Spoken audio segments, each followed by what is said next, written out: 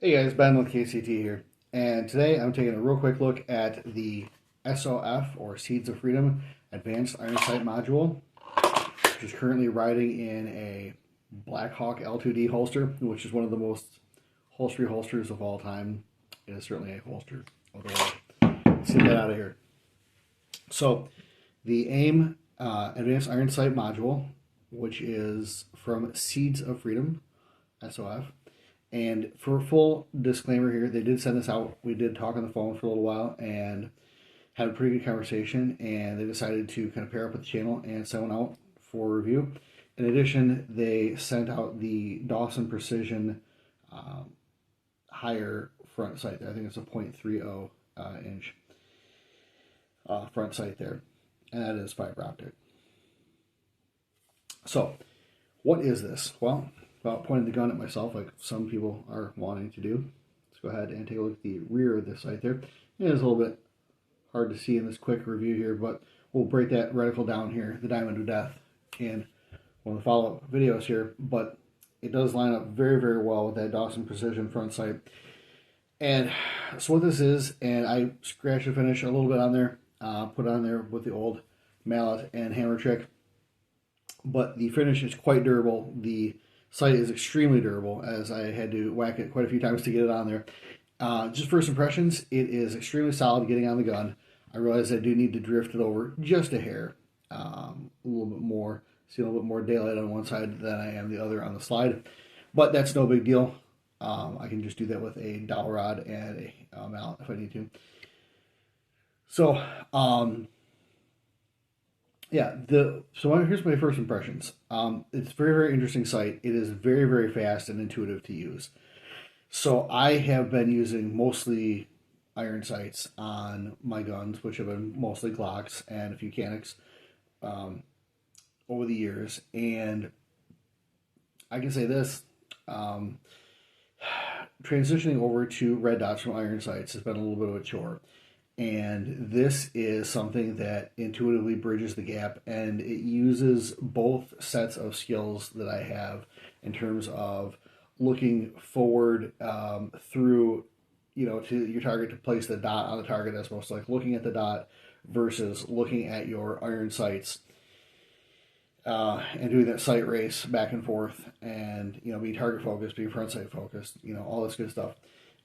This is very, very red dotish in terms of the way that your eye picks up the front sight. So when you're presenting, it's almost impossible to not pick up that front sight just immediately and have it centered in that rear aperture there. It is extremely, extremely intuitive. And like they talk about an aha moment. So when you get behind these sights and you're like, oh, aha, because it's your eye sees things differently than it's going to pick up on a phone camera. So when you are actually looking at these sites, for me, it was less of an aha moment and more of an oh shit moment, where I was looking at this going, okay, well, I can see where the functionality is. I can see where things make sense visually. And then when I used it, it was like, okay, all right, not only do I see kind of where they're going with it, but I see just the way that the geometry doesn't necessarily fool your eye, but it basically tricks your eye into focusing itself on that front sight. And you can try not to, and it doesn't matter. It still will do that. Like you'll sit there and you're like, oh, I don't want to focus. And instinctively, your eye will start to train to that front dot there, that front sight. So I'm really, really interested to run this to the range. We've been snowed in recently, and it's been a heck of a bug looking at this thing and knowing I can't go out and shoot it right now. I'm going to be very interested to see how this works with the red dot pistols. Again, I'm used to picking up irons pretty quick. I'm more accurate, obviously, with the red dot, but I'm pretty fast with irons, and this feels faster than the irons, and there's less of a like picking it up than with like a red dot. And I wonder almost if they could take the rear sight, the way that it plays, and introduce that kind of design into the frame of a red dot, and so it could be more rapidly acquired by the eyes. I don't know. It'd be an interesting thing to think of, though. So one thing that I do like is at the Dawson Precision sight here, and what I'm going to do is just do this. This is going to be easier. So that way I can point the slide at myself and not get crucified by everyone on the internet. Okay, in addition to that gorgeous mouth, you can see there how the Dawson Precision sight, it's red, but it doesn't like blare. So the way they did fiber optic is nice, and it's very subdued. It's like using a smaller MOA red dot. I do have some fiber optic sights on my other handguns that are just they're very loud visually, and that's nice for picking things up quickly. But because of the way that the rear aperture works, you are picking things up very, very quickly, and that sight is just icing on the cake. Now, first impressions, I really, really like it. I think that it is an interesting way to manipulate the gun because, again, you have a ledge here for catching on, whether it's your hand and just racking it across like that, or if it's off, a piece of gear or the wall or whatever, you have that. It's going to be interesting to see how it all plays out as far as holsters. I've been pretty surprised as far as some of the compatibility exists already.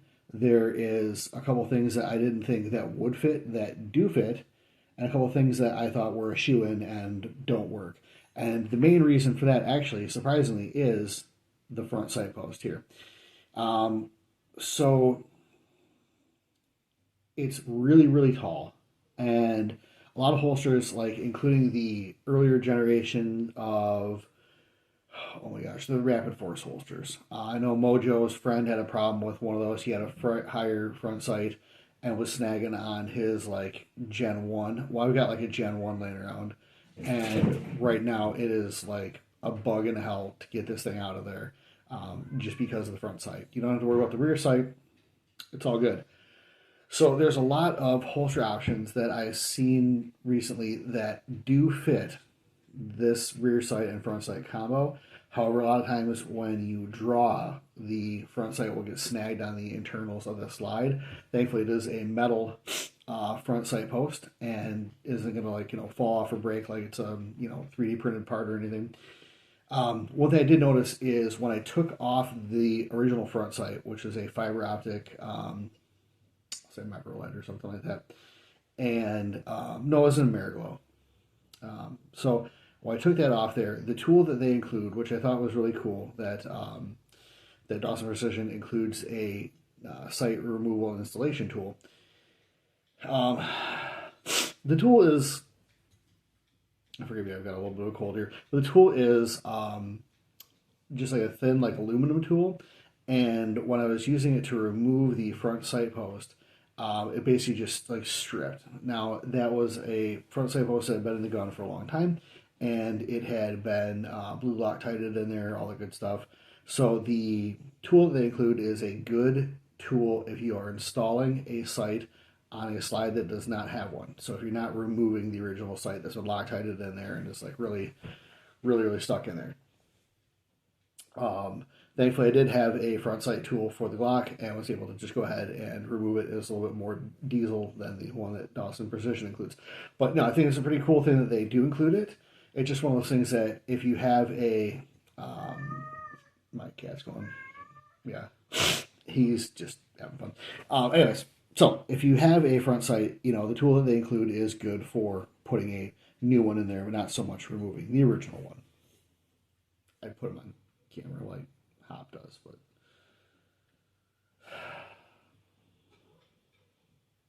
he doesn't want to play. Anyways, so besides all that, my only thought is with this that is not a negative, but a I don't know, it's just maybe a different thing to do, is if we could lower the rear sight slightly, just a hair, so that we could lower the front sight and have more holster compatibility. That's really it. Other than that, yeah, I gotta knock this thing over a little bit further. Now that I see it, it's just gonna annoy the ever-loving snot out of me. What can you do? I don't know. But other than that, I think that's a really, really cool product. I'm very interested to see what it does versus like a red dot. And I'm interested to see how other shooters take the sight, especially newer shooters.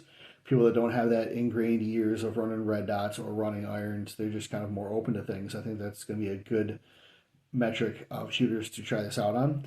Also, yeah, I'm going to be interested to see what the holster compatibility is. So, a lot of times with these holsters and guns, you're going to have compatibility issues depending on what the model is, depending on the retention method, things like that.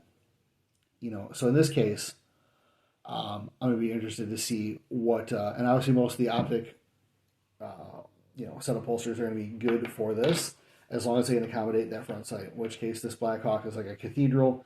It's got plenty of room in there. Just no real safety mechanism to really retain that firearm. Anyways, guys, that's all I got for you today. Thanks for taking a quick look with me here. Like, share, comment, and subscribe. That is super helpful, even if it's just being a whiny bitch. You know who we are. I'll more for you later. See ya.